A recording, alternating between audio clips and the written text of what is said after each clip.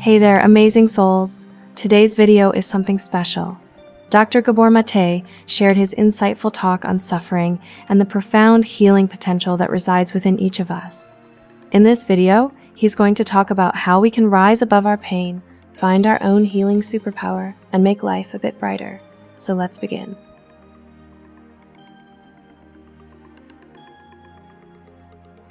It doesn't look for the solution from the outside. There are no solutions from the outside. Not for a moment do we believe that the healing power resides in us all. It's again what Jesus says, that in order to heal, you have to bring outside yourself what is inside yourself. What you bring outside yourself will heal you. And so, I do get that it's not about what anybody else will teach me. And it's not about what I'm going to teach you either. Because if I stayed around, you'd never learn. Because you'd be looking to me. So when it comes to addictions, or any other problem we're facing, it doesn't do to look for the solutions on the outside. That's a clue. It doesn't look for the solution from the outside. There are no solutions from the outside. Not for a moment do we believe that the healing power resides in us all. Not for a moment do we have any idea how to encourage, invigorate, and empower that healing capacity that we all have. There needs to be some courage, a willingness to look at how it actually is. Not how you'd like it to be, but how it actually is. And there has to be awareness, again what Jesus says, that in order to heal, you have to bring outside yourself what is inside yourself. What you bring outside yourself will heal you. And finally, you have to disidentify from the experience. Now, when somebody stands up at an AA meeting, and I am very much in favor of the 12 steps, so this is not not a knock on the 12 steps, but when somebody says, I'm so-and-so and I'm an alcoholic, something in me doesn't quite like language. Because the language identifies the person with the experience. It says, I am that experience. Well, you're not that experience. Addiction is not a person. Addiction is not who you are. When you say, I'm an addict, well, nobody is an addict. That's not who you are. Even when people say, and I had to, when James said it in his introduction, he said that somebody's a survivor. Well, as long as we don't take those categories as categorical, as long as we don't take those categories as defining anybody, because nobody is a survivor. That doesn't define who they are. Because when you say I'm a survivor, you're simply defining yourself in terms of the past. In the present, you're not a survivor. You are whoever you are in the present. The fact that you survived something doesn't make you into a survivor. So those statements are both true and not true. But we have to disidentify. We have to let the identification with the experience go, so that if you understand that addiction is not who anybody is, it's just an experience. And who you are is never an experience. Even if you had the experience even if you're 49 years old and you had the experience for 40 years, that still does not mean that you are that experience. So we have to let go of that identification.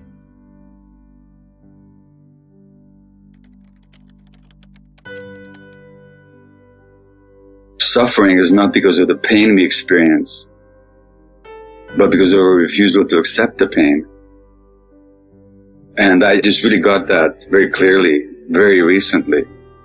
So all my life I've been carrying on the pain and the resistance to the pain of what happened to me in infancy and what happened to my family, which is that being Jews in Hungary under the Nazi occupation, my family was devastated by the genocide.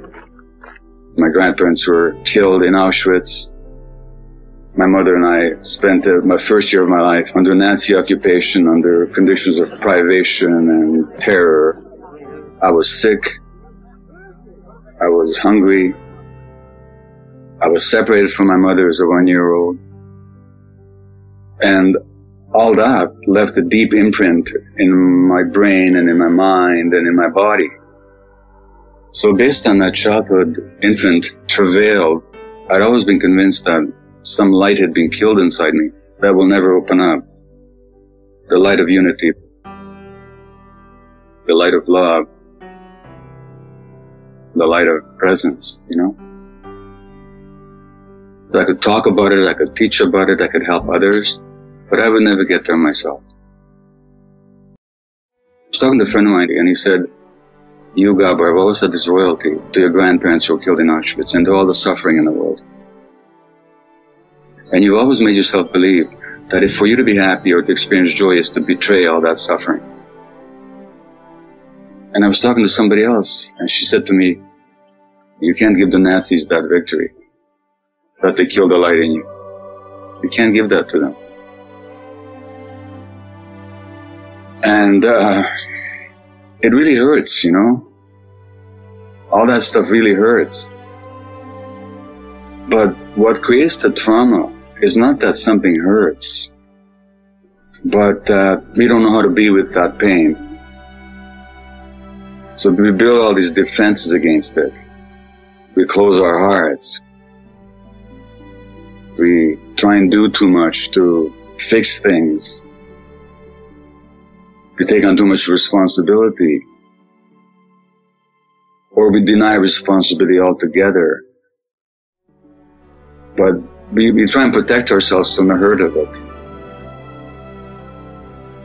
And so it's almost like a scar that forms around the wound. The wound is very sensitive and it's very painful if anybody touches it. But the scar tissue is also very hard and it's not very flexible, it's very rigid.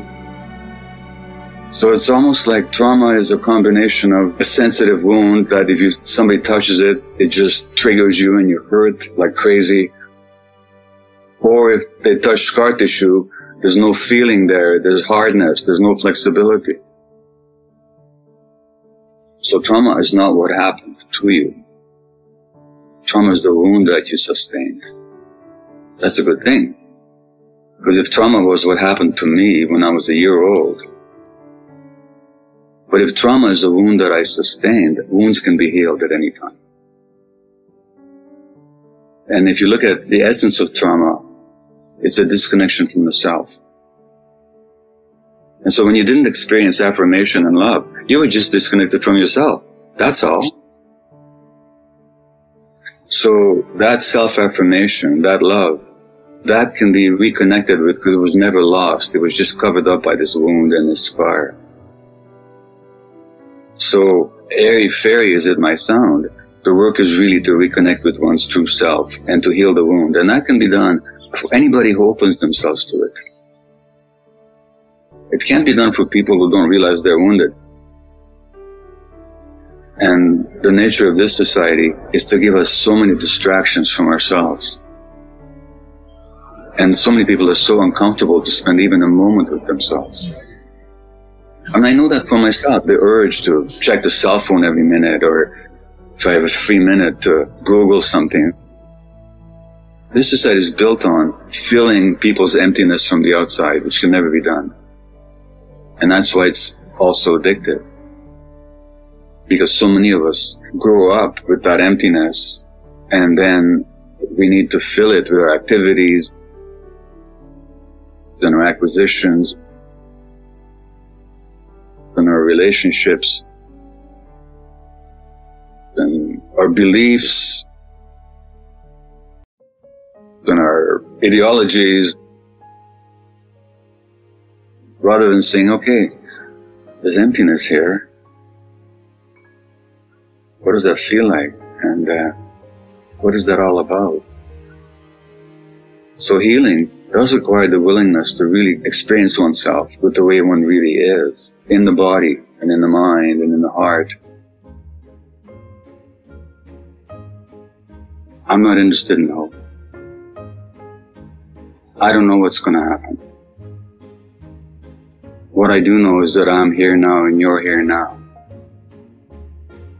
And the question is, what possibility is present at this very second for you and I and everybody else who's listening, wherever they are, to bend the future in a humane and loving direction?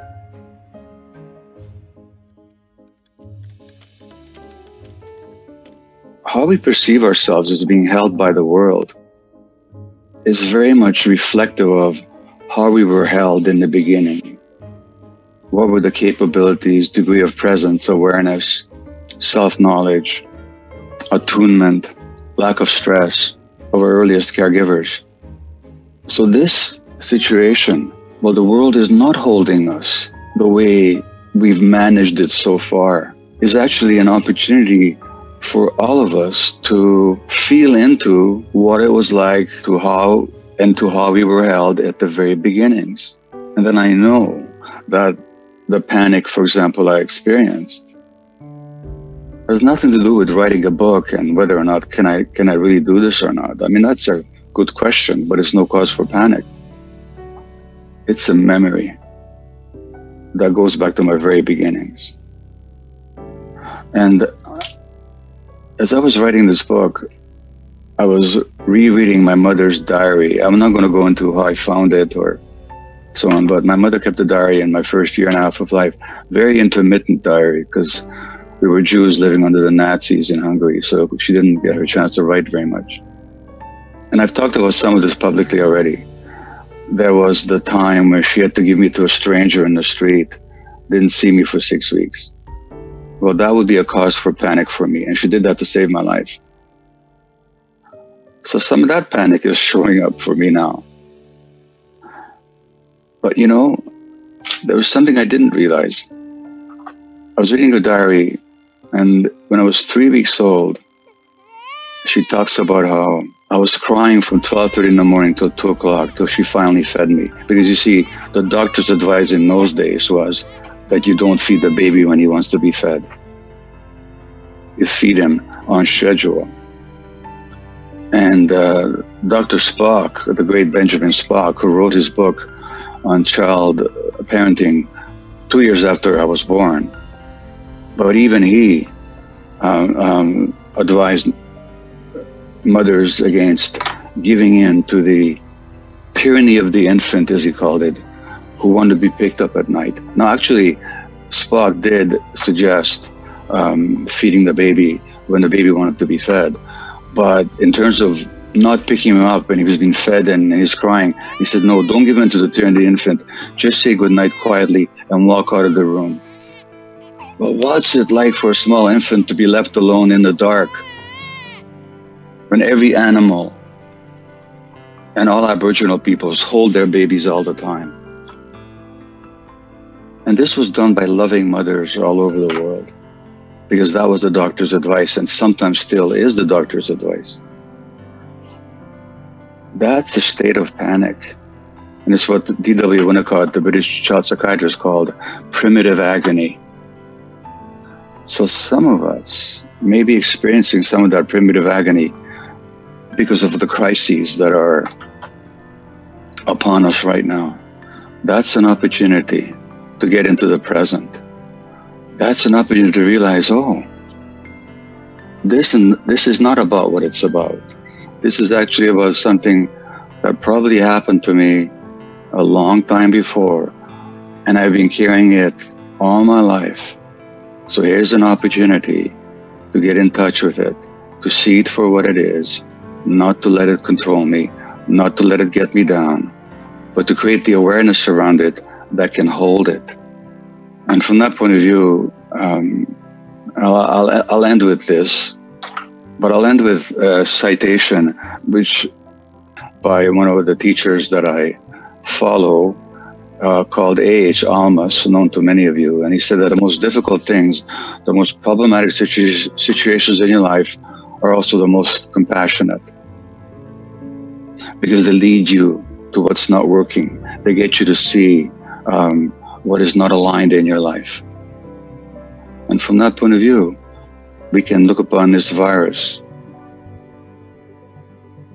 and yes, even the tragedies that beset us, as in a sense compassionate things, but that if it teaches us the absolute necessity of a compassion for everyone, including ourselves, then perhaps it will have been a compassionate thing. That's it, everyone. Many thanks to Dr. Gabor Maté for sharing his amazing insights with us. We hope this video has provided you with valuable insights and a fresh perspective on facing and overcoming suffering. If you found this content meaningful, don't forget to like this video and share it with others who may benefit from it. Subscribe to our channel for more thought-provoking discussions and inspiring content. Leave a comment and share your thoughts. We're all on this journey together, so keep encouraging each other. Until next time, take care of yourself, keep learning, and keep smiling. See you on our next video.